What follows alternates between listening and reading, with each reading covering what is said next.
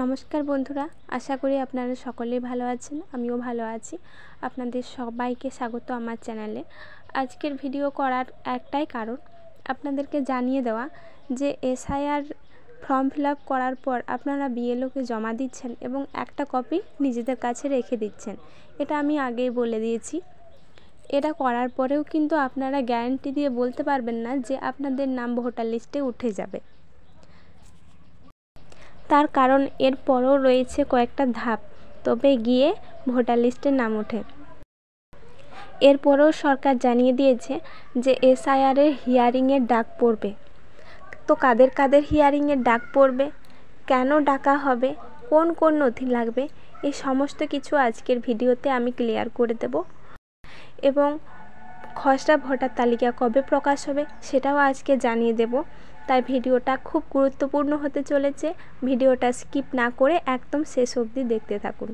চলুন তাহলে ভিডিওটা শুরু করি।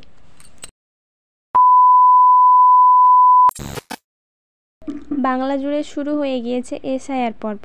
তাই জানিয়ে দিই যে 4 ডিসেম্বর পর্যন্ত চলবে এনুমারেশন ফর্ম জমা দেওয়া।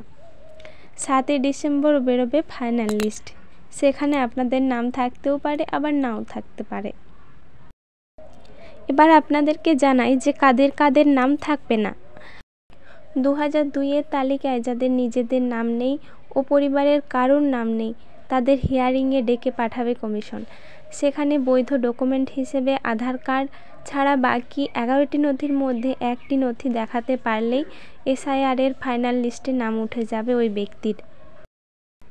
এছাড়া কোনো বৈধ ভোটারও হয়তো কোনো ভুল তথ্য দিয়ে ফেলেছেন, তার দেওয়া তথ্যের সাথে কমিশনের কাছে থাকা নথি মিলছে না, হয়তো ওই ব্যক্তিকেও হিয়ারিংয়ে ডেকে পাঠাতে পারে কমিশন। এমনকি যারা ফর্ম ফিল আপের সময় গোলমাল করেছেন, তাদের তথ্য যদি বিএলও বুঝতে না পারে বা কমিশন যদি বুঝতে না পারে, তাহলেও ওই ব্যক্তিদের হিয়ারিংয়ে ডেকে পাঠাতে পারে কমিশন।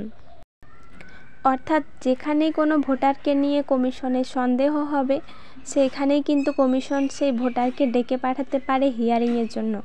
আর সেইখানেই প্রয়োজনীয় নথি যদি তিনি দেখাতে পারেন, তাহলেই মিটে গেল, এসআইআরের ফাইনাল লিস্টে আপনাদের নাম থাকবে। ডিসেম্বরের 9 তারিখে প্রকাশিত হবে খসড়া ভোটের তালিকা। তারপরে চলবে সেই তালিকা সংশোধন। এর মধ্যে 9 ডিসেম্বর থেকে আগামী বছরের 31শে জানুয়ারি পর্যন্ত হিয়ারিংয়ের ভেরিফিকেশন কাজ হবে। যদি আপনাদের কারোর হিয়ারিংয়ে ডাক পড়ে, তাহলে আপনাদেরকে 11টি নথি লাগবে না। 11টি নথির মধ্যে যে কোনো একটি নথি দেখাতে হবে। চলুন তাহলে দেখে নিই কী কী নথি লাগবে। যে কোনো পরিচয়পত্র, যেমন পেনশন পেমেন্ট অর্ডার, যেটি কেন্দ্রীয় সরকার বা রাজ্য সরকার, রাষ্ট্রায়ত্ত সংস্থার যে কোনো নিয়মিত কর্মী, পেনশন প্রাপকদের যেটা দেওয়া হয়েছে। 2 নম্বরে বলছে যে কোনো পরিচয়পত্র, যেমন শংসাপত্র নথি যেটি 1/7/1987 তারিখের পূর্বে সরকার, স্থানীয় কর্তৃপক্ষ, ব্যাংক, ডাকঘর, ভারতীয় জীবন বীমা নিগম, রাষ্ট্রায়ত্ত সংস্থা কর্তৃক প্রদত্ত। এরপর আসছে 3 নম্বর, উপযুক্ত কর্তৃপক্ষ কর্তৃক প্রদত্ত জন্মের শংসাপত্র, মানে যার এপিক নম্বর বা যাকে হিয়ারিংয়ে ডাকা হয়েছে তার জন্মের ডেট অফ বার্থ সার্টিফিকেট দিলেই হয়ে যাবে। এরপর 4 নম্বরে আসছে পাসপোর্টটা সকলের থাকে না, অনেকেরই থাকে, আবার অনেকের থাকে না। যারা বাইরে যাওয়া আসা করে বিদেশে, তাদের পাসপোর্ট থাকবে। যাদের থাকবে না, তাদের যে কোনো একটা তথ্য দিলেই হচ্ছে। 5 নম্বর, স্বীকৃত পর্ষদ বিশ্ববিদ্যালয় কর্তৃক প্রদত্ত মেট্রিকুলেশন শিক্ষাগত যোগ্যতার শংসাপত্র। 6 নম্বরে, রাজ্যের উপযুক্ত কর্তৃপক্ষ কর্তৃক প্রদত্ত স্থায়ী বাসস্থানের শংসাপত্র। আর 7 নম্বরে থাকছে বনভূমির অধিকার শংসাপত্র।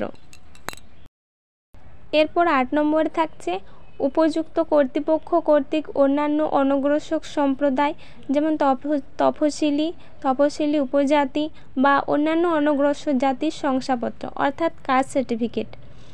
নাগরিকদের জাতীয় রেজিস্টার, যে সমস্ত ক্ষেত্রে এটা রয়েছে, নাগরিকদের জাতীয় রেজিস্টার। রাজ্য স্থানীয় কর্তৃপক্ষের দ্বারা তৈরি পারিবারিক রেজিস্টার বা কোনো জমি বাড়ি বরাদ্দের সরকারি শংসাপত্র। এগুলোর মধ্যে যে কোনো একটি নথি হলেই আপনাদের কাজ হয়ে যাবে।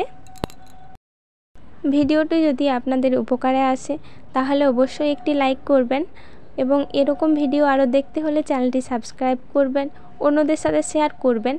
এর পরবর্তী আপনারা কী নিয়ে ভিডিও দেখতে চান তা কমেন্টে জানাতে পারেন, বা ভিডিওতে যদি কোথাও কিছু বুঝতে অসুবিধা হয় তাও কমেন্টে জানাতে পারেন আমাকে। আজকের ভিডিও এখানেই শেষ করছি। সকলে ভালো থাকুন, সুস্থ থাকুন। ধন্যবাদ, নমস্কার।